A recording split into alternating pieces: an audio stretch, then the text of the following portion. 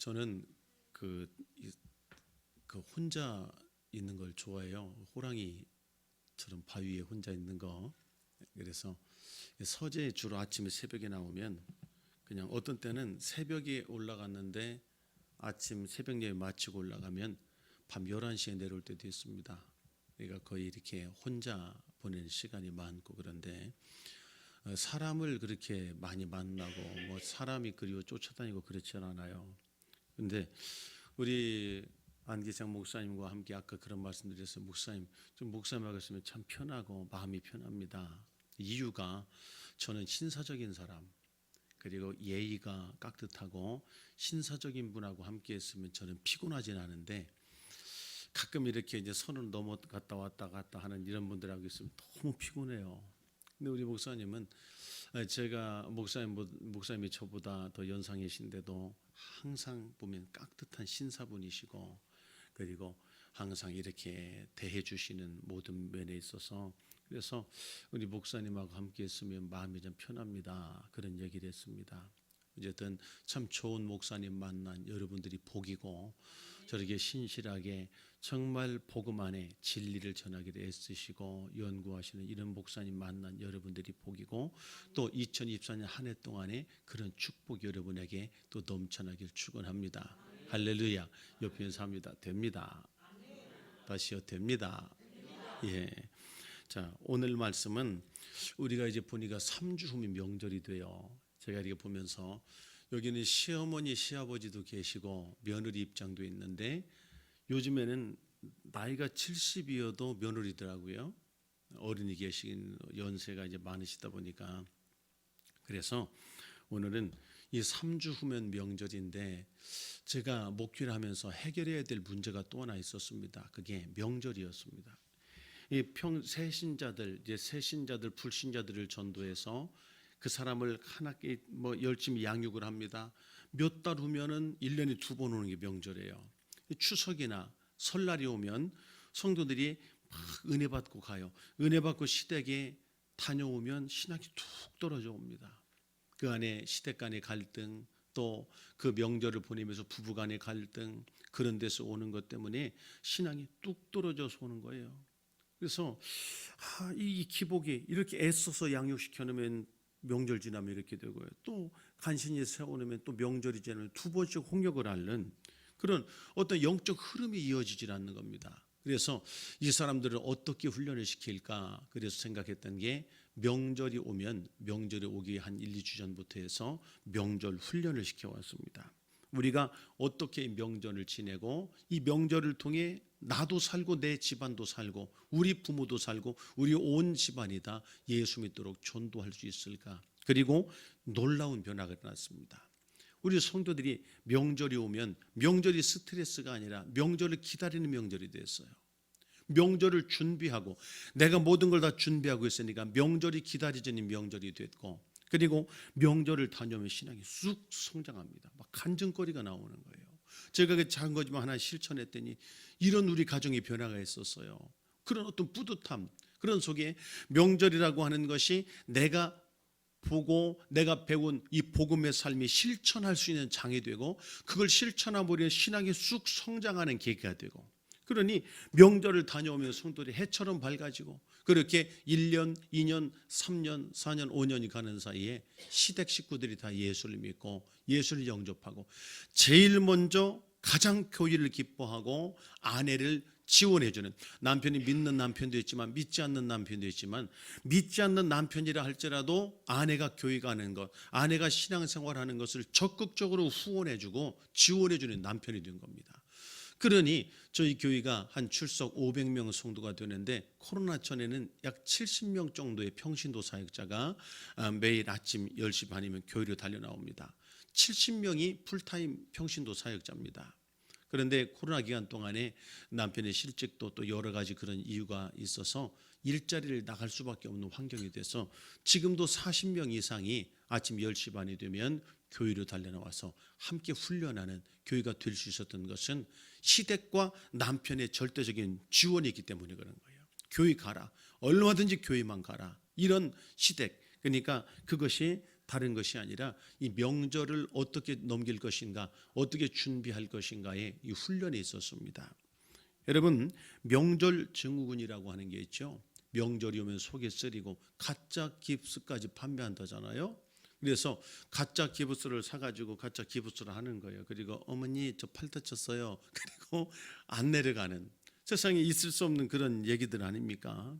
그리고 또 명절에 다녀오면 이혼이 많이 소송이 늘어나고 한다는 그런 얘기를 들으면서 어떻게 우리 성도들에게 훈련을 할까, 그래서 시작한 게 바로 이 훈련이었습니다. 근데 여러분, 사람이 그래요. 인간관계에서 특히 어른을 대하는 데에서 왜 시댁이 어려울까? 왜 시댁 가는 게 힘들어할까? 근데 첫째가 다른 게 아니었어요. 어른을 어려워하는 것입니다. 사람이 어렵기 때문에 그래요. 시댁을 어려워하고 사람을 어려워하면 여러분, 존경하는 것과 어려운 것은 다릅니다. 존경하는 것은 내가 목사님을 존경하는 것과 그냥 사람이 어려운 건 다른 거예요. 근데 시댁 하면은 많은 사람들이 많이 어려워합니다. 어려워하다 보니까 명절 때든 언제든지 가면은 행동이 자꾸 이상해져요. 그러니까 너무 어려운 자리 가면 어떻게 내가 몸둘 바를 모르겠고 말도 제대로 표현 못하고 하니까 그래서 어렵죠. 또 어른이 무슨 말씀을 잘 말귀를 못 알아들어요. 사람이 긴장을 하면 자꾸 자꾸 물어보게 되는 겁니다. 그래서 제가 우리 성도들이 그랬어요. 어른을 어려워하지 말자. 시댁 어른을 절대 어려워하지 말고 친근히 여기자. 내가 친근히 생각하고 시댁을 가고 그런 마음으로 시댁에 갈 때 우리가 어려워하는 것하고는 전혀 다른 결과가 올 것이다.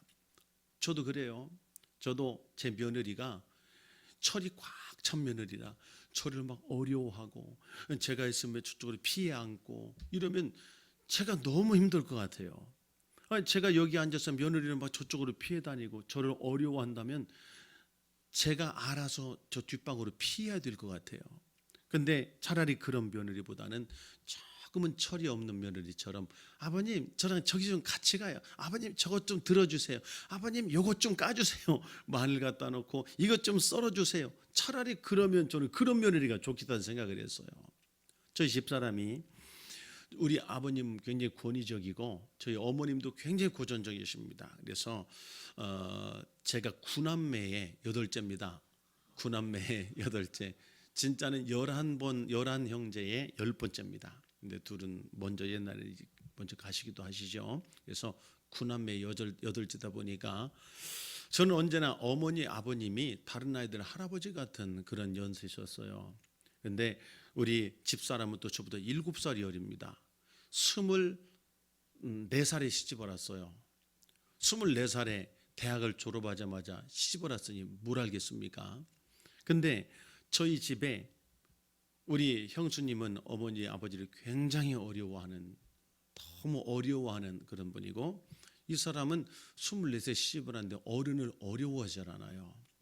어른을 어려워하지 않는데 저희 아버님이 집에서 거의 말씀도 없으시고 아들 딸인 저희들도 아버님이 있으면 자꾸 피해가고 다른 방으로 가고 이러는데 저희 집사람만 그러질 않아요. 아버님 왜 명절인데 아버님만 거기 앉아 계세요. 이리 오세요 해가지고 저희 아버지 손을 잡고 와서 가만히 계시면 심심하잖아요. 그러니까 이것 좀 까주세요. 그러면 생전 우리 아버님도 처음 보는 일입니다. 그러면서 따라가가지고 근데 그렇게 좋아하시는 거예요. 그리고 뭐 마늘을 깐다든지 그러고 있으면 우리 어머니도 신기하고 우리 식구들도 다 뭐지 하고 쳐다보는 거예요. 어느 날은 와가지고 어머니한테 그래요. 어머니 아버지한테 사랑한다는 말 들어봤어요? 무슨 사랑한다는 말은 한 번도 못 들어봤다 그러시는 거예요. 그러니까 저 집사람이 와가지고 우리 아버지를 뒤로 살짝 데리고 가더니 요만한 조그만 화분 있잖아요. 화분을 이렇게 딱 손에 들게 하더니 따라오래요. 손을 잡고 따라와가지고 연습을 했습니다. 어머니한테 가서 여보 사랑해, 여보 사랑해 이걸 하라고 하니까 제 아버지 하면서 또 여보 사랑해, 여보 사랑해 또 연습을 하고 그리고 아버님을 모시고 가가지고 어머니 앞에 가가지고 갑자기 아버님이 화분을 내밀면서 여보 사랑해. 평생 처음 해본 소리예요. 사랑한단 말은. 저희 어머니 반응이 어떻겠어요, 여러분? 얼마나 좋아하시겠어요. 근데 도망가는. 내가 젊어서 이런 소리 들었으면 얼마나 좋은데, 늙어가지고 이제 와가지고 꽃 화분 들고 와서 사랑한다고 하니까 막 온몸이 징그럽다고. 그런데도 좋아하시는 거예요. 근데 저희 아버님이 며느리만 그렇게 좋아할 수가 없어요. 왜? 모두가 다 어려워하고 다 슬슬 피하고 그러는데 이 며느리로 오면 아버님 이건 이랬죠 저랬죠 하고 저랑 산책 가야 하고 손잡고 산책을 나가요. 저희 아버님이 82년을 사시고 돌아가셨는데 눈만 뜨면, 이 손주를 보고 눈만 뜨면 저희 집에 오셨습니다. 하루 일과가 눈 뜨면 우리 집에 출근하는 거예요. 와서 그 손주 보고 그 손주 곁에 누워서 하루 종일 주무시다 일어나면 찬송하시고, 그리고 그냥 며느리가 이쁜 거예요. 그러면 며느리는 아버님 저랑 산책 나갈까요? 하고 또 아버님 손잡고 나가면 그렇게 좋아하시고, 그걸 보면서 참 우리 아버님이 참 성품도 좋으시고 양반 중에 양반이시고 그런데 참 외롭고 고독하셨습니다. 왜냐하면 모두가 너무나 어려웠기 때문에. 그런데 어른을 어려워하지 않는 친근히 여기는 며느리 하나가 들어오니 얼마나 가정이 화목해졌는지 몰라요. 저희 어머님이 올해 98세신데 제 어머님이 그 연세쯤 되면 한이 많이 있잖아요. 그래서 평생에 가슴에 한을 많은 그런 이야기를 자식들에게도 한 번도 못 하신 분입니다. 자신의 인생 풀스토리를 한 번도 못 하셨는데 며느리가 오면은 시어머니가 오면 시어머니 옆에 어머니 우리 누워서 얘기해요. 그리고 침대에 발랑 누워가지고 둘이 얘기하는 거예요. 그리고 어머니랑 둘이 어려워하지 않고 어머니 이거 드셔보세요, 이거 드셔보세요 하고 얘기하니까 우리 어머니가 내가 말이야, 내가 이렇게 시집어라서 내가 이렇게 시어머니가 이랬고 또 네 아버지가 이랬고 이런 인생 풀스토리를 처음에 한 7, 8시간을 한 10시간 가까이 한 것 같아요. 어머니가 한번 이제 생전 처음으로 당신에 대한 풀스토리 얘기하는데 며느리가 한 번도 그걸 거절하지 않고 끝까지 다 들어준 거예요. 그런데 집사람이요 누워가지고 어머니가 새벽까지 얘기를 하시는데 자기 허벅지를 뜯어가며 들었답니다. 내 어머니 그러셨어요, 그러셨어요 하면서 새벽까지 들어드렸는데 그게 한 번만이 아닙니다. 다음에 오면 또 시작하세요. 그러면 또 7, 8시간 합니다. 처음 듣는 것처럼 다 또 들어주는 거예요. 그 옆에 놓으면 또 얘기해요. 그걸요 100번은 더 들었을 거예요. 근데 신기한 것은 어머니가 10시간 넘던 이야기가 7, 8시간, 대여섯 시간, 서너 시간, 두세 시간, 한두 시간, 나중에는 3, 40분. 그러더니 그 이후는 아버님 얘기를 안 해요. 네 아버지가 이래서 내가 이랬고 이런 얘기를 안 하고 그다음부터 뭐라고 얘기하느냐면 참 네 시아버지처럼 좋은 사람 없다. 네 시아버지가 그래도 정말 이런 부분에 깨끗한 분이었다. 평생에 한번 바람을 폈다거나 다른 짓 한 번 없이 정말 성실한 네 아버지는 그런 아버지다. 이제 아버지에 대한 칭찬입니다. 좋은 기억을, 아픔, 가슴속의 아픔을 다 털어버리고. 제가 우리 성도들이 그랬습니다. 시댁을 어려워하지 마십시오. 시댁이 어렵고 시어머니 시아버지가 어려우면 가는 것 자체가 힘들고 그 앞에 밥 숟가락 들다가도 밥이 안 넘어간다. 절대 어려워할 게 아니다. 어른들은 나도 젊지만 내 며느리가 나에게 어려워서 막 옆에서 막 얼굴도 이렇게 피하고 어찌할 바를 모르는 며느리가 내가 몸둘 바를 모를 텐데 그런 며느리가 아닌 차라리 조금 철없는 며느리가 돼서 아버님 저랑 어디 가요? 이거 한번 먹어봐요. 나는 그랬으면 좋겠다. 우리 시아버지들은 그렇지 않겠나? 그러니 우리 며느리들 시댁에 갈 때 내가 어렵다, 시댁은 어려운 곳이다 생각하지 말고 우리 어른들은 내 사랑이 필요한 것이고 그리고 내가 친근한 마음을 가지고 와서 조금 철없이 친근하게 다가가 보자. 그럴 때 아버님, 어머니에게 마음이 활짝 열릴 뿐 아니라 그게 우리의 시댁 관계의 첫 번째 지름길이 될 것이다. 두 번째는 만약에 시어머니나 시아버지가 부를 때 대답은 즉시 대답하고 즉시 부를 때 즉시 대답하고 하던 일을 멈추고 쪼르륵 쫓아가 봐라. 뭐 집안이 뭐 너무나 큰 집이겠어요. 시골에서 음식을 장만하든 전을 부치든 그러다가도 아가야 하는 소리가 때문에 네 어머니 하고는 가스불 끄고 그리고 어머니에게 달려가 버려요. 쪼르륵 가서 네 어머니 부르셨어요? 어머니 왜요? 이런 며느리 하나만 있으면 가정이 어떻게 했는가. 아버님이 누구야 부르면 네 아버님 쪼르륵 쫓아가요. 뭐하면 네 아버님 네 어머님 하는 며느리, 집안에서 네 어머님 네 아버님 하고 쪼르륵 쪼르륵 달려가는 며느리 하나만 있으면 그 집안이 아무리 침체되어 있고 아무리 갈등이 많은 집안이라 할지라도 그 밝은 대답 하나에 네 어머니 네 아버지 이것 하나에 부른 시어머니 부른 시아버지 온 집안의 분위기가 완전히 달라질 것이다. 그냥 가서 내가 어려우니까 그러지 말고 또 뚱한 입 나와서 누구야 해도 대꾸도 안 하겠다 가가지고 예 이러지 말고, 그리고 톤도 솔톤, 근데 솔톤도 아니다. 솔 한번 쳐줘 보세요. 제가 솔톤 쳐보니까 안 되더라고요. 네 어머니 네 어머니요 라시 네 어머니 요 정도는 돼야 돼요. 그래서 솔톤은 뭐냐면 네 고객님 이겁니다.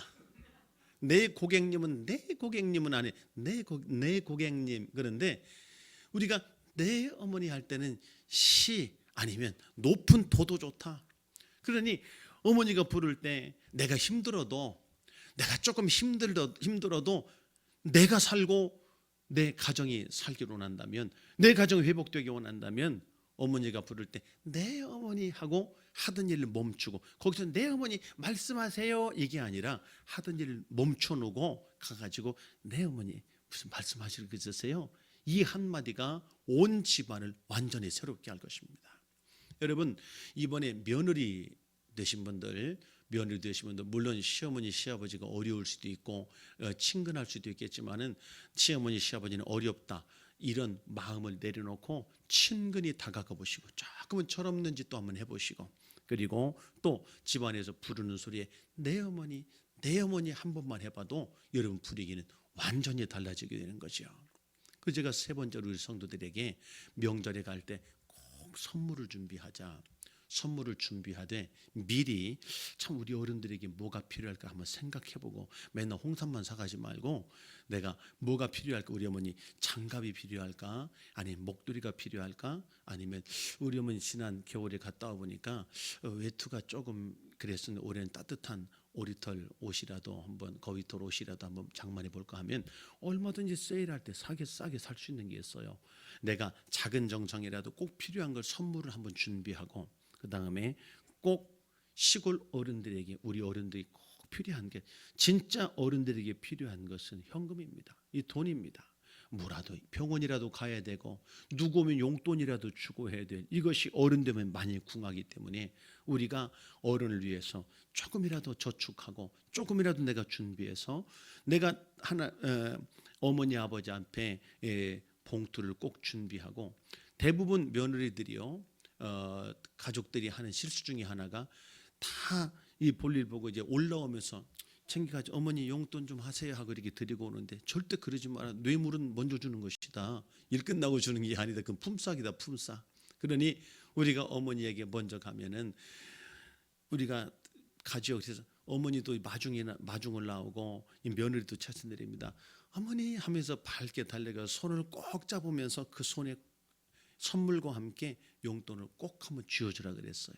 가자마자 손에 꼭 쥐어주면서 어머니 필요한 데 쓰세요 하면서 손에 꼭 쥐어줘라. 이게 내가 작은 선물이라도 준비한 거, 그리고 조금이라도 내가 어머니를 생각해서 효도가 다른 게 아니지 않습니까? 그래서 그렇게 손에다 작은 거라도, 내가 작은 용돈이라 손에도 꼭 쥐어주면서 어머니 필요한 데 꼭 사용하세요 하고 손에 꼭 쥐어줄 때 그 어머니 마음, 그 자식 키운 보람, 그 고생하면서 자식 키운 보람이, 그런 며느리 그런 아들을 만날 때 그 느낌, 그 마음이 어떻겠는가. 저는 우리 성도들에게 이걸 실천하겠어요. 그랬더니 성도들이 하는 말이, 저는 지금까지 한 번도 가서 먼저 용돈을 드리겠다는 생각을 해본 적이 없다는 거예요. 가서 일하고 그런 다음에 오면서 항상 용돈을 드리고 왔는데, 처음에 내가 정성껏 선물을 주면서 꼭 필요한 선물을 어머니께 드리고, 아버님 어머니 드리고 그리고 손에 용돈을 꼭 쥐어드리면 어머니 고마워요 감사해요 했는데 그렇게 그 작은 것 안에 어머니가 눈이 펄개지고 글썽글썽해질지 몰랐다는 거예요. 이렇게 여리고 이렇게 우리의 사랑을 갈급했었는데 우리는 늘 부담스럽게만 생각하고 용돈을 드리는 것도 짐으로만 생각했는데 이 작은 실천이 어머니를 기쁘게 하고 감동을 줄 수 있고 그래서 명절 기간에 하루를 있든 이틀을 있든 간에 있는 동안에 서로 갈등 없이 서로가 훈훈하게 서로를 배려할 수 있는 이런 은혜가 있을 줄 몰랐노라고 그런 고백을 하는 걸 들었습니다. 그러므로 이번 명절에 3주 남았습니다. 뭐가 필요할까 한번 생각해 보시고 작은 거 몇만 원이라도 좋아요. 뭐 장갑 하나 얼마 하겠습니까? 목도리 하나 얼마 하겠습니까? 내복 한 벌 얼마나 하겠습니까? 파카도 미리 준비하면 10만 원 안팎이면 어른들 입을 수 있는 거 준비할 수 있습니다. 준비하고 조금이라도 용돈 마련해서 도착하자마자 손에 꼭 쥐어드리며 감사해요 고마워요 라고 표현할 수 있는 여러분들 되길 축원합니다.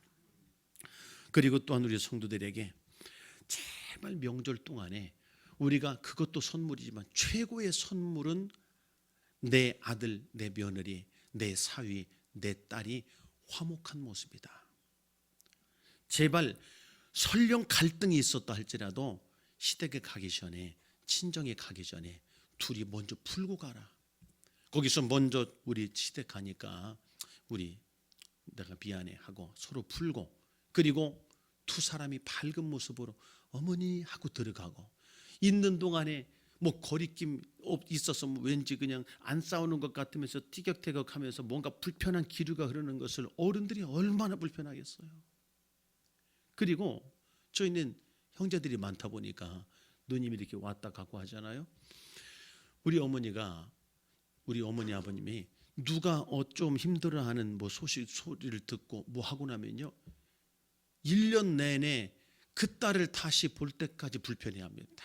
내내 마음에 가시가 걸리는 것처럼 어머니가 불편한 거 봅니다. 우리 성도들 그랬어요. 우리는 설령 기분 나빠서 어머니 앞에 가서 아버님 앞에 가서 티격태격하는 모습을 보여줄 수는 있지만 그리고 우리는 아무 일 없는 것처럼 올라오면서 서로 오해가 풀어지고 헤헤헤 하고 올라오는데 그 모습을 본 어머니는 1년 내내 목에 가시가 걸린 것처럼 힘들다. 그 어머니 아버지 마음을 이해해 줘야 된다. 우리가 아무리 갈등이 있고 한다 할지라도 내가 어머니 아버지 앞에 들어갈 때만큼은 우리 3일만이라도 화해를 하자.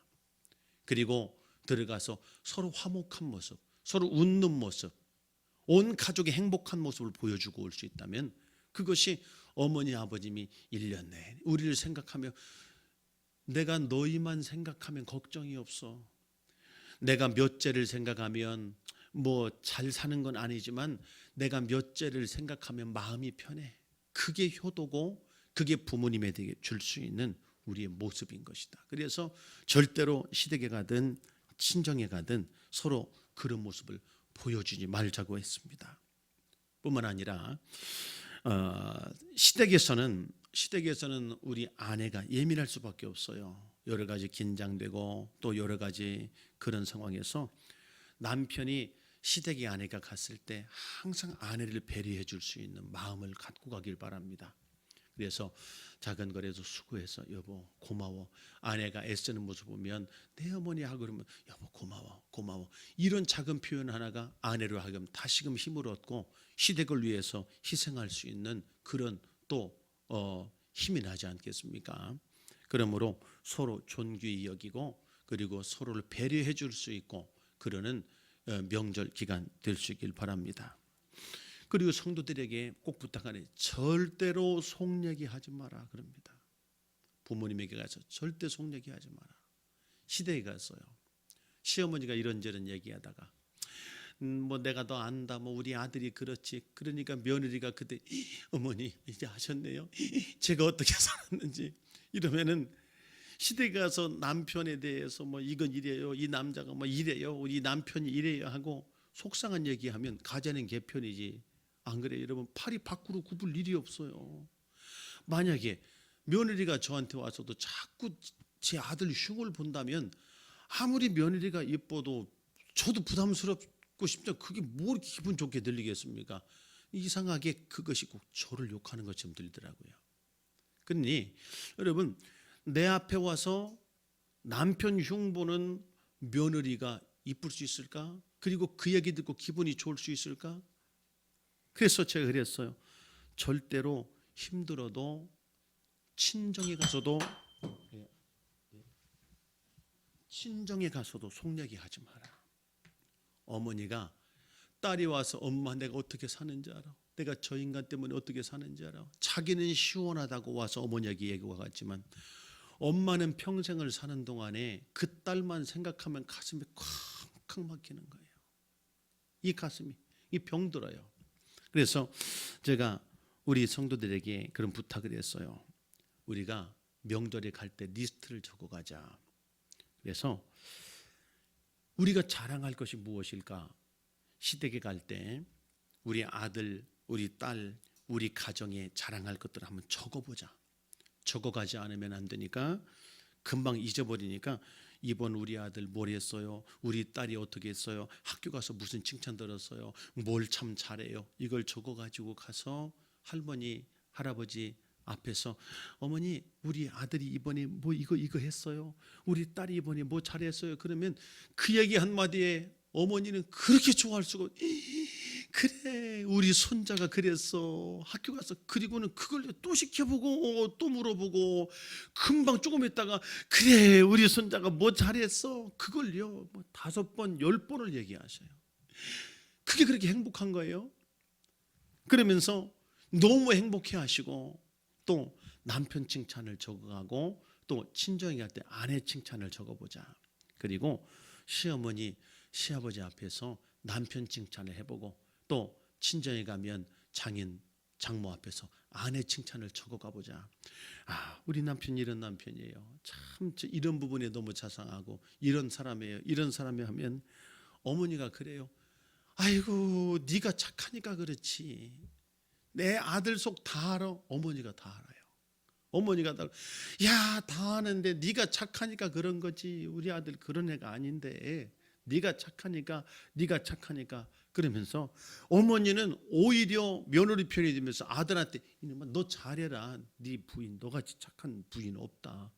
너는 정신 똑바로 차리고 너 술 먹고 다니지 말고 너 그래야 된다고. 오히려 아들을 혼내지. 아들을 칭찬하고 그러면 근데 그 앞에서 아들을 흉보면은 가재는 그렇죠. 무슨 편이랬죠. 그렇다 보니까 하면서 자꾸 불편한 거예요. 이게 왜 이러나. 그런데 오히려 성도들이 그렇게 하면서 남편 칭찬을 하니까 어머니가 그렇게 고마워하더랍니다. 내가 내 아들 다 아는데 고맙다.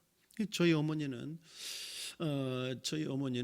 우리 구남매의 딸이 7의 아들 둘이에요. 칠공주입니다. 그런데 딸 7보다 작은 며느리를 더 이뻐해요. 그리고 우리 어머니는 선이 명확합니다. 아들 사위 명확하고 그 다음에 아들 며느리 그 다음에 딸 사위 명확해가지고 아들 딸도 명확해서 우리 어머니의 선이 명확한데 이 며느리는 이제 딸이 됐어요. 딸이 돼서 가면 내 딸 하더니 어느 날 저를 보더니 이 사위 그렇게 앉아 그러더라고요. 저보고 어머니 저 아들이 그랬대. 거기 앉아. 그만큼 어머니가 신뢰하는 우리 어머니가 그래. 나는 네 속을 다 안다. 어떤 말을 해도 오해하지 않고 어떤 말을 해도 다 받아들이세요. 다 받아들이고 다 인정하고 그게 다른 것이 아닙니다. 어머니 앞에서 아들 자랑 그리고 또 손자 자랑 그러면서 어머니를 인정해드리고 칭찬해드리니까 우리 어머니가 그렇게 행복해하고 좋은 노년을 맞이하면서 우리 어머니가 참 내 노년에 이 며느리 없었더라면 내가 어땠을까 하면서 그렇게 좋아하실 수가 없습니다.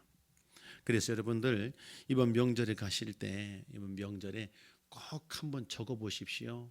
내 남편 칭찬을 3가지 이상 적어보시고 그리고 내 아들 내 딸 그러니까 손자 자랑을 많이 적어가셔서 틈날 때마다 손자 자랑을 해주십시오.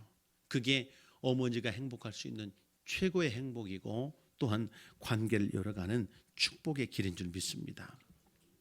우리 성도들이 그랬어요. 사흘만 부지런하자. 우리가 명절에 갔을 때 하루를 있을지, 어떤 분이 시골에 가면 이틀이 있을지 그렇다 할지라도 우리 어른들은 일찍 주무시고 일찍 일어나는 습관이 있기 때문에 우리가 사흘만 그냥 피곤한데 자라 그런다고 자지 말고, 우리가 사흘만 내가 열심히 섬기고 봉사하고, 내가 이렇게 2, 3년이면 우리 시댁도 다 예수 믿겠지, 그런 마음으로 사흘만 부지런하자. 그래서 우리 성도들이 명절에 가면은요 부지런합니다. 부지런히. 그리고 이미 관계가 형성되고 열려 있으니 행복하고 재밌어서 막 시댁 가면 열심히 하는 거예요. 그렇다 보니 시어머니들이 명절이 바리바리 싸 보내면서 하는 생각이, 누구는 아무 걱정 없다. 근데 반대인 경우가 있어요. 시댁에 가니까 많이 피곤해하니까 너 먼 길 왔는데 자라, 내일 아침 내가 할게 자라 한다고 푹 자고 나면 1년 내내 어머니가 걱정합니다. 이거 아들 밥이나 먹고 다니나, 이거 아침에 밥이나 먹여보내나, 굶는 거 다니. 그러니까 자꾸 밥 먹고 갔냐 물어보는 거예요. 그리고 오시면은 냉장고 열어보고 남편 밥은 먹었냐? 그럼 밥 먹고 가지. 그러면 뭐 염을 먹고 갑니까? 밥 먹고 가지요. 막 화가 난다는 거예요. 자꾸 물어보니까. 뭐 굶깁니까 내가? 다 먹이는데. 그런데 왜 그럴까요? 마음이 놓이질 않아서 그래요. 제가 그래서 절대로 우리 어른들의 생활 패턴과 우리의 생활 방식은 다르고, 우리는 아침을 안 먹고도 다니고 우유 한 잔도 되지만 어른들은 꼭 밥을 챙겨 든든히 먹어야만 되는데, 명절이 있는 이틀, 3일 하루만이라도 시댁이 있는 동안에 아침 일찍 일어나 아침밥 든든히 준비해서 잘 차려드리고, 그러면 어머니 마음속에 쟤네들은 아침에 든든히, 며느리가 부지런해서 아침 잘 챙겨줘. 그래 다시는 아침밥 먹고 갔냐, 밥은 먹었냐 물어보지도 않는단 말이에요. 그래서 그렇게 실천하면서 많은 부분이 변화가 일어나죠. 여러분, 제가 우리 성도들에게 또 한번 우리 어머니 얘기를 해주면서, 여러분들은 어머니 인생의 풀스토리를 들어봤습니까? 아무도 없다는 거예요. 그러면 들어줄 생각이나 했느냐? 그리고 어머니가 말씀을 시작할 때 들어줄 생각했느냐? 아무도 들어줄 생각을 안 했다는 거예요. 그래서 제가 한번 숙제를 내면서 한번 이번에는 가서 어머니에게, 어머니는 씹으셔서 어땠어요? 라는 말부터 시작해서 어머니 한번 이야기를 들어주라. 왜냐하면 비밀을 공유한 사이가 친구다. 비밀을 함께 공유한 사이가 친구고, 비밀을 아는 만큼 깊은 친구인데, 며느리와 어머니의 사이에 비밀이 공유되면 며느리와 어머니는 고부와 간의 관계가 되는 게 아니라 친구 관계가 되는 거다. 그래서 어머니의 한번 인생 풀스토리를 드리라 그랬더니 많은 성도들이 어머니와 함께 그런 대화를 하면서 정말 힘들고 어머니의 그런 이야기를 들으면서 그런 마음을 가지고 들으니까 그 들려지더라는 거예요.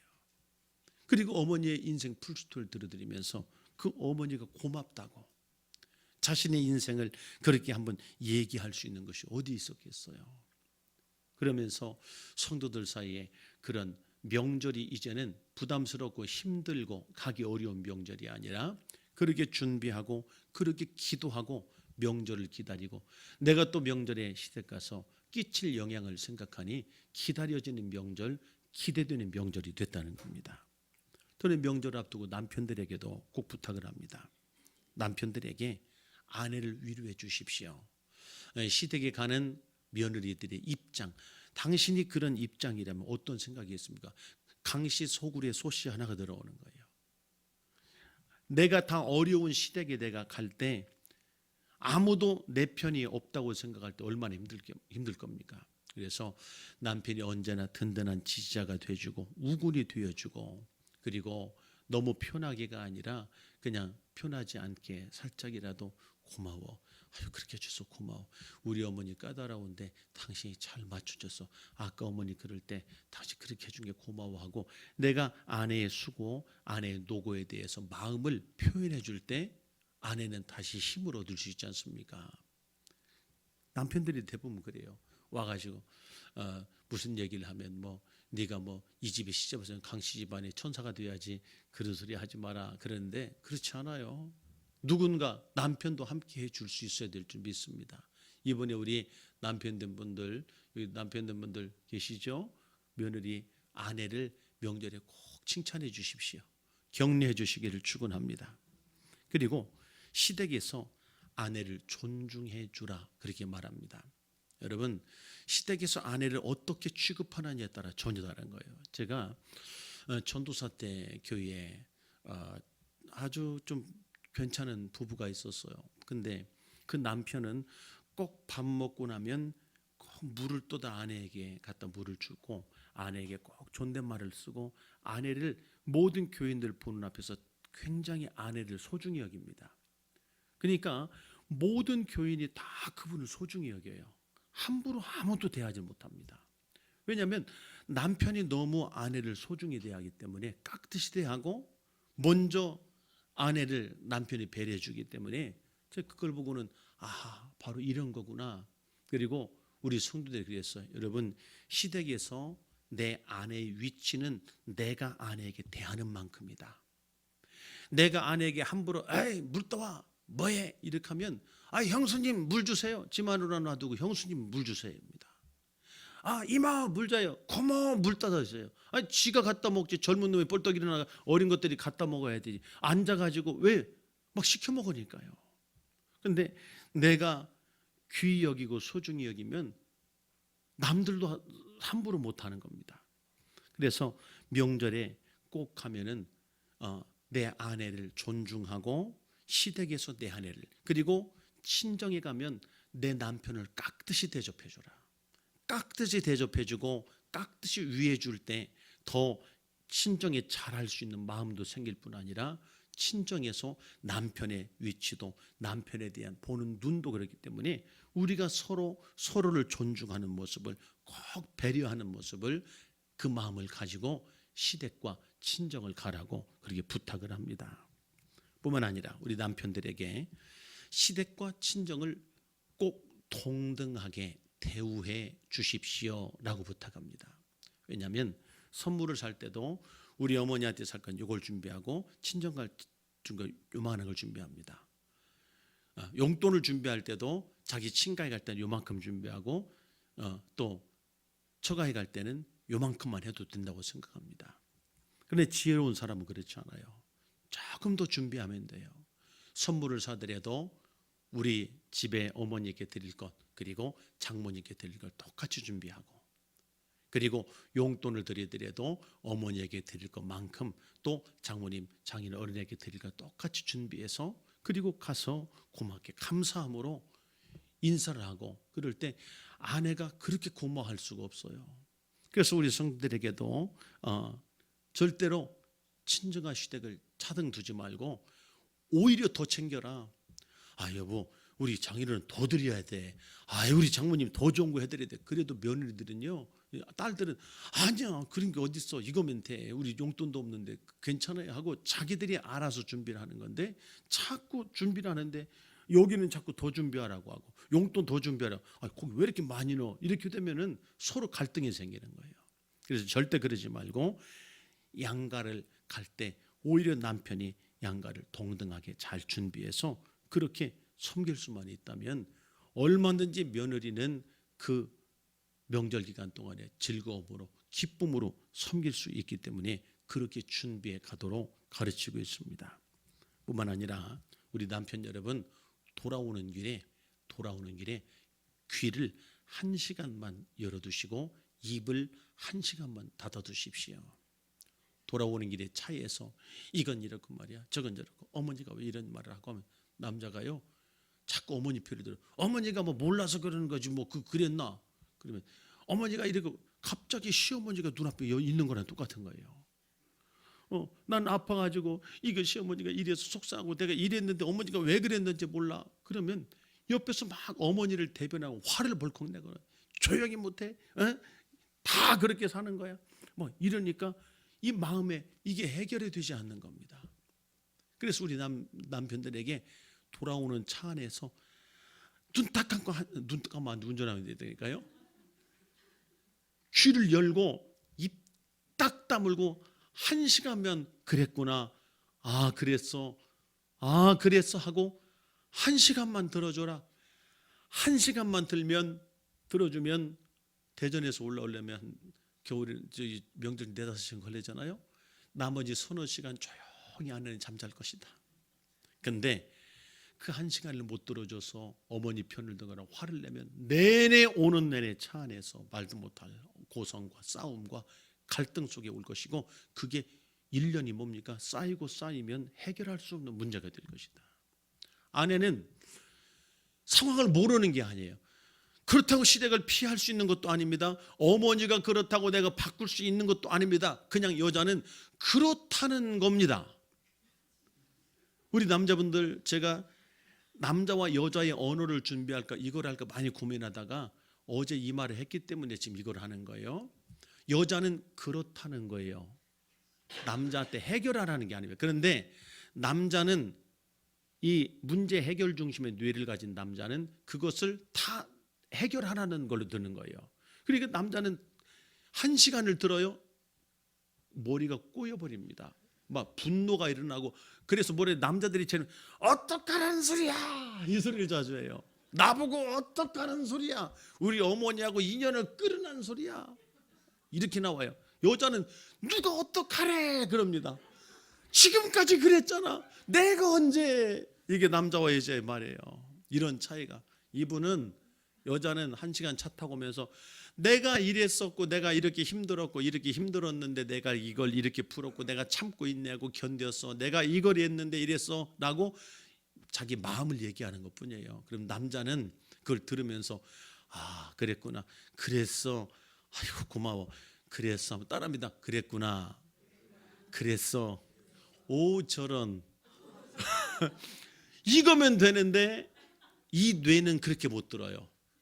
네가 무능하니까 네가 해결을 해두고 니네 집안이 문제고 고장난 시계 취급을 하니까 막 화가 나는 겁니다. 그래서 제발 1시간만 아무리 화가 나도 아무리 말하고 싶어도 입을 닫고 귀를 열고 아내가 하는 소리를 그랬구나, 그랬어 라고 들어주면 1년이 평안합니다. 1년이. 그래서 여러분, 명절을 지내고 올라오는 차 안에서 아내분들이 막 투정을 할 때는 내가 이렇게 어려운데 이걸 내가 이렇게 해결했어 하는 보고로 들으세요. 내가 이렇게 속상했어 하는 속상했던 마음을 그냥 들으세요. 내가 속상했다는 거예요 그냥. 그렇죠? 그리고 남편은 1시간만 꼭 참으세요. 이거요 보통 문제 아닙니다. 못 들어요. 5분도 못 듣고 팍 터져버리고 차 세우고 막 한판 싸우고. 어떤 사람은 고속도로 내려놓고 가서 사고나 그러잖아요. 설마 아내를 고속도로에 내려놓고 오지는 않겠죠. 그러니까 제가 남편들에게 1시간만 들어주세요. 그러면 1년 내내 평안할 뿐 아니라 아내는 그렇게 얘기하는 콧노래를 부르다 잠이 들 겁니다. 그리고 시어머니들에게 부탁했어요. 제발 우리 시어머니들, 여기도 시어머니가 한두 분 있을 것 같아요. 다 젊어 보여서 시어머니 없을 것 같은데, 시어머니 분 계시다면 시어머니 여러분 제발 며느리를 정감 있게 불러주세요. 아가야, 우리 아가 어디 있어, 아가야. 이렇게. 우리 어머니가요 평생을 아가야 소리를 못 드신 분이에요. 98세니까 야이 야 이 소리만 들으셨습니다. 우리 할머니가요 보통 세신 분이 아니에요. 근데 그렇다 보니까 24살짜리 시험한 우리 어머니가 야이 그럽니다. 60이 넘은 딸에게는 아가 이럽니다. 그러니까 그때 50이 넘었나 60이 넘었나 처음 시집 왔을 때 하는 소리가 저한테, 아니 저 할머니 같은 딸한테는 아가하고 왜 24살 먹은 나한테는 야이하냐요. 내가 아가인데 우리 어머니는 왜 나한테 아가라고 안 하지? 아가라고 하네요. 야 그러지요. 여러분 여기도 어머니 시어머니가 아가야 힘들었어, 아가야 고생했어, 이런 얘기 들어보신 분 손 들어봐요. 어머니가 그렇게 따뜻하게 아가 예 손 번쩍 들어보세요. 거기 아가 하나 있네. 그러면 나머지는 뭐라고 합니까? 어머니가 조금 차갑죠? 차가울 수도 있고 때로는 너무 냉랭하게 부를 때도 있죠. 그러니 며느리, 어린 며느리로 대답하는 그게 같이 집은 그 젊은 어린 애기인데 막 두렵고 그런데 시댁 자체가 너무 어려운데 어머니가 얘야 부르면 얼마나 힘들겠어요. 제발 부탁입니다. 제발 시어머니 여러분, 아가야 해도 긴장되는 게 시댁입니다. 왜 이렇게 정승대감집 부인처럼 얘야 이러지 마시고 다정하게 정감 있게 불러주십시오. 아가야. 시작. 아가야. 아니 갑자기 이번 명절에 아가야 그러면 깜짝 놀랄 거예요. 누구 불렀나? 그래. 계속 부르세요. 계속 불러주십시오. 옆에 있는 사람입니다. 아가야. 다시요. 아가야. 아가야. 아가야 불러주세요. 그리고 여러분, 아침에 먼저 말 걸어주기. 우리 시어머니 때 문제 숙제를 내줬어요. 이런 시어머니가 있어요. 이제 며느리가, 어머니는 일찍 일어났어요. 일어났는데 며느리가 밖에서 이렇게 일을 하고 다니는데, 일하고 다닐 때도 안에 있으면서 저게 인사도 안 하고 괘씸하게 아침에 일어났으면 이렇게 이제, 이 며느리는 뭐 주무시는지 어떠니 모르니까 밖에서 일을 하는데 문 열고 인사를 하겠어요? 어떻게 인사를 하겠어요? 그러면 왔다 갔다 하면 안에 있으면서 괜히 혼자 열받는 거예요. 불편하고. 저기 인사도 안 하고 버장머리도 저기 항상 저렇게 버릇이 없어가지고 인사라도 해야지. 그리고는 며느리가 밖에서 일할 때 조용히 나가요. 우리 어머니도 스텔스 어머니입니다. 왜냐하면 소리가 안 나기 때문에. 어머니가 조용히 다니면 소리가, 며느리 깜짝 놀랄 때도 많아요. 조용히 와서 옆에서 물 마시면 며느리 놀래요. 어머니 오시면 얘기 좀 하세요. 소리 좀 내세요. 그런데 소리가 안 나고 다니시거든요. 그러지 말고 며느리가 밖에서 문 여는 소리만 아가야 일어났어? 얘기해주면 네 어머니 일어났어요 하면 벌써 관계가 열려 있는데, 그걸 안 해주면 어머니 쉬시는지 말이 조용조용 다녀야 되죠. 안에서는 저기 인사도 안 하고 이러고 다니, 은근히 불편하니까 아침에 나오자마자 은근히 이렇게 쳐다보고 이러지 마. 제발 노인이 그러지 말아라.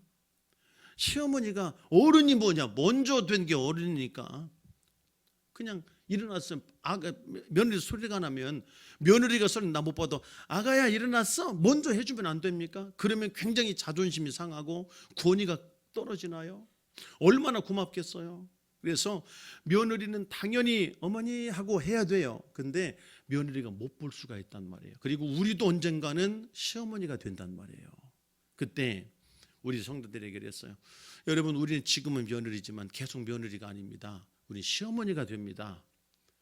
그 입장을 생각해서 한번 대답해주고, 그리고 그 입장을 생각해서 먼저 이름 한번 불러주라고, 아가야 한번 불러주라고 그랬는데, 큰 어머니들이 그러고 난 다음에 굉장히 자유해지는 거예요. 관계가 불편함이 없어지는 거예요. 그래서 여러분들 이번 명절에도 우리 시어머니들 먼저 말 걸어주기. 좀 뭐하면 며느리가 말 걸어주기 기다리지 말고 먼저 뭐는 왜 했냐 물어보고, 오늘 뭐는 이렇다고 먼저 말을 걸어주면 얼마나 좋습니까? 그래서 그런 명절 되길 바라고, 또 며느리를 칭찬해 주라. 칭찬해 주고 격려해 주는 며느리가 되라, 이렇게 가르칩니다. 왜냐하면 저희 어머니가 며느리 칭찬을 안 해요. 지금은 너무 칭찬을 잘하지만 칭찬을 안 해요. 딸 칭찬도 잘 안 해요. 그리고 이 며느리가 오면 이 딸 자랑을 해요. 누구는 이렇게 이렇게 잘하고 누구는 이렇게 이렇게 하고 이렇게 이렇게 한다. 제가 어머니한테, 어머니 그 딸이 오면 그 딸한테 넌 이게 참 좋다고 칭찬해주고, 이 며느리가 오면 이 며느리를 칭찬해주고 교만해줘. 어머니 아무리 칭찬해도 며느리 교만해질 수 없어요. 교만해질 것도 없어요. 아무 걱정 마시고 며느리 칭찬해줘요. 근데 그걸 못 하시더라고요. 왜냐하면 어머니 왜 그러세요? 그러니까 본받으라고.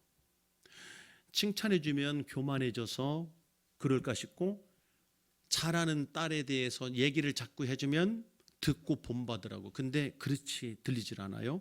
자꾸 내가 왔는데 이 딸 얘기만 하면요, 비교하는 걸로 들립니다. 누구는 이렇게 잘하는데 너는 왜 그렇게 못하냐, 이렇게 들리기 때문에 마음도 불편해지고, 그 다음에 그렇게 되고 싶은 것이 아니라 자꾸 화가 나는 거예요. 그리고 자꾸 잔소리를 하는 것처럼 들려지고. 그런데 어머니가 변했어요? 어머니가 진짜 달라졌어요?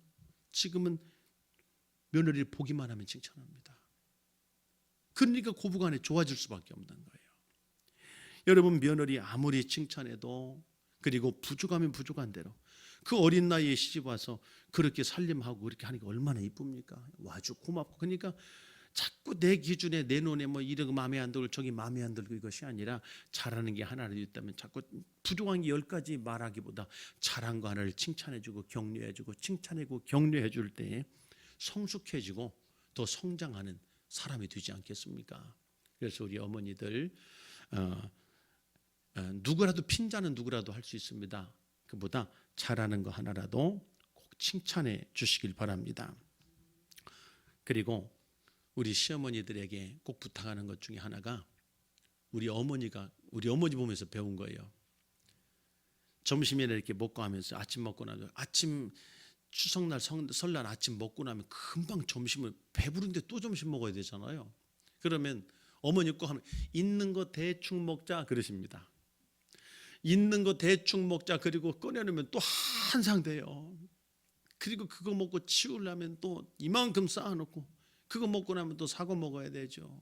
사과 먹고 나면 또 뭐 음료 마셔야 되죠. 이러고 나면 하루 종일 이만큼씩 쌓여요. 그래서 제가 우리 성도들에게 숙제를 줬어요. 그러지 말고 좀 멋있게 우리 강남 할머니처럼 살아보자고, 우리 강남 시어머니처럼 해봅시다 그랬어요. 아니, 아침 그렇게 든든히 잘 차려 먹고 다 그렇게 배부르게 먹었으면 점심 한 끼는 한턱 쏘세요. 시어머니가 설렁탕집을 가든 문 열어놓은 고깃집을 가든, 얘들아 오늘 점심은 내가 쏜다, 우리 나가 먹자 하면 얼마나 좋습니까? 시골은 어쩔 수 없지만은 도시는 얼마든지 할 수 있지 않습니까? 이 시흥은 도시잖아요. 여기 시어머니 계시잖아요.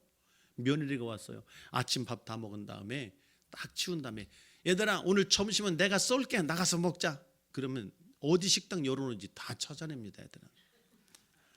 그리고 가서 설렁탕 하나씩 먹고 오는 겁니다. 먹고, 야 내가 차 한잔 살게, 분위기 좋은 커피숍 가서 차 한잔 사보세요.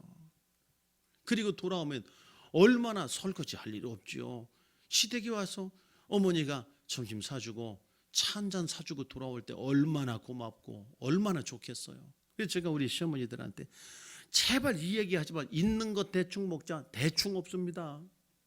있는 거 대충 먹자 이러지 마시고, 아까우니까 집에서 먹자 이러지 마시고, 아까운 것도 좋지만 한 끼 밥값도 좋지만은 짜장면 한 그릇을 먹더라도 가족이 한 끼는 어머니가 딱 해서 아이들 데리고 나가서, 며느리 얘야 고생했다, 오늘 점심은 내가 살게 해서 한 끼만 사줘도 며느리가 얼마나 고마워하고 그 명절을 기다리겠느냐. 그래서 실제로 그렇게 해요.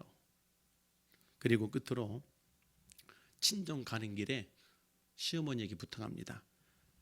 바리바리 싸는 걸 아들집에만 싸지 말고 친정 가는 길에 친정을 위해서 좀 바리바리 싸보자. 그게 이 며느리로 하여금 어머니에 대한 고마움, 그리고 그 고마움이 곧 아들에 대한 사랑, 아들에 대한 고마움이고, 그게 아들을 위하는 것이 다른 것이 아니다.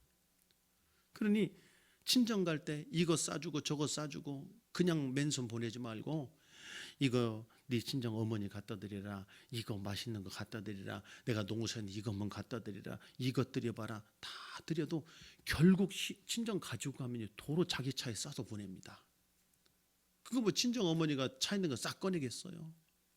그래서 우리 성도들에게 절대로 그렇게 서로 차별하거나 그러지 말고, 친정 가는 길에 우리 시어머니들 멋진 시어머니 되고 싶다면, 그리고 진짜 가정의 행복과 그런 기다려지는 명절을 만들고 싶다면, 그 작은 배려가 그 며느리로 하여금 다시 오고 싶은 시댁이 되고 기다려지는 명절이 될 것이다.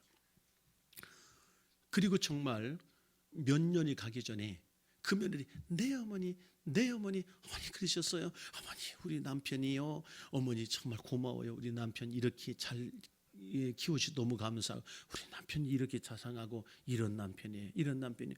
우리 아이가 이번에 이런 상을 받아서 어머니 보세요 하면서 카톡도 보여주고 뭐 이렇게 스마트폰 보여주면서 우리 아들 이번 달리기 1등 했어요. 어머니 하면은 그게 그렇게 고마워서요. 어머니가 예수 믿고 온 집안이 예수 믿고 그리고 우리가 이렇게 많은 평신도 사역자들이 이렇게 주님 영광에 일할 수 있는 것도 다른 게 아닙니다.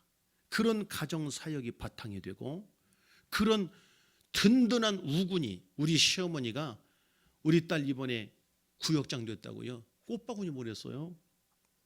교회를 잘 모르니까 구역장 됐다는 소리 듣고 뭐 승진이나 뭐 이런 거 한 줄 알고 시어머니가 꽃바구니를 보냈어요.